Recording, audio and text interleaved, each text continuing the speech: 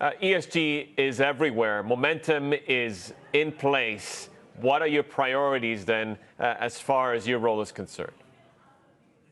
Well, in 2022, I think we will see this continued momentum that you flag and really increased implementation of ESG globally, including in the Middle Eastern region. And the four areas of focus that we are looking at are net zero, so net zero implementation, and looking at implementing the Net Zero Asset Manager Initiative, where you have had $57 trillion of assets really supporting that initiative, I think will be very important.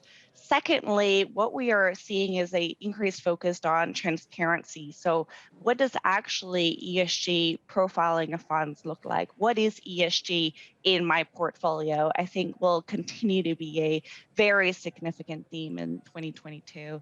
The third component is engagement. So as we are asset managers scaling our influence in corporate dialogue and engagement at Invesco, for example, we met with over 2,400 companies during last year, really looking at what's the outcome of that, what's the impact of that, and that's something that the industry is going to be looking at. And then finally, you're seeing a trend around data scalability, comparability. You have seen the International Sustainable Standards Board being set up, and that will be developing and setting the foundations this year. So lots to come for 2022 in ESG.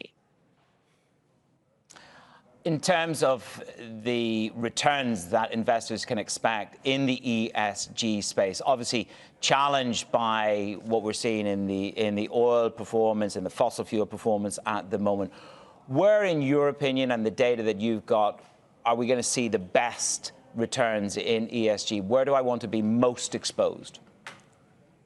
That's a very challenging question, Manas. ESG means different things to different people. I think broadly, the ESG market, as you've seen, has actually, when you look at the data, not underperformed.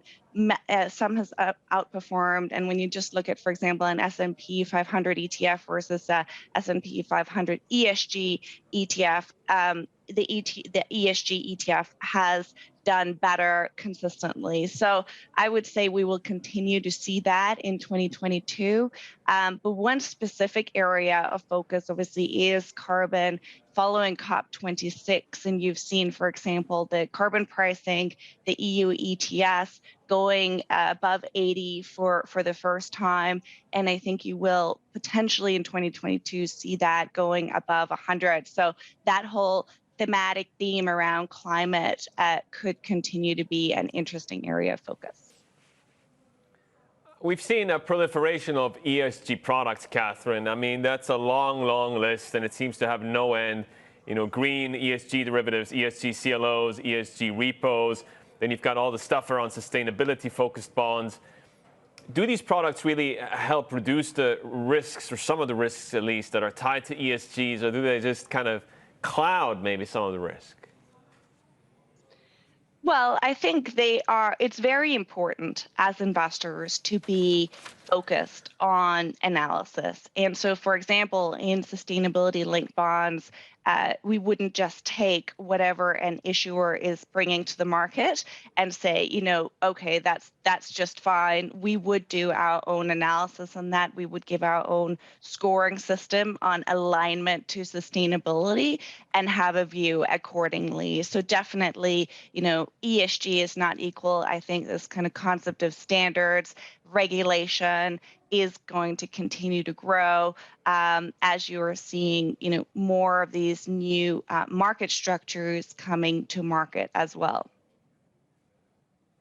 I mean, you referred to the International Sustainability Standards Board, and we're constantly grappling to avoid getting accused of greenwashing, the banks, the institutions, the funds, etc. So this is about governance and standardization, in other words, comparing apples with apples. Where are we on progress on standardizing the metrics that Invesco uses and BlackRock uses so that we're all on the one hymn sheet? Yes, well, so we're very early in that journey, Manas. The ISSB was just created. at the COP26 and is now looking to create its founding members. I would say what's interesting, I moderated this week a panel for the Abu Dhabi Sustainable Finance Forum around a data solution scaling innovation. And what's really exciting is that you are seeing new financial technology services coming to the fore that are trying to solve this problem, not necessarily creating greater consistency, but certainly creating greater data availability, data coverage. And with that, you will be able to scale more financing. So I think that is definitely, in terms of some of the solutions coming to the fore, that is happening. And then the regulation is going to follow as well.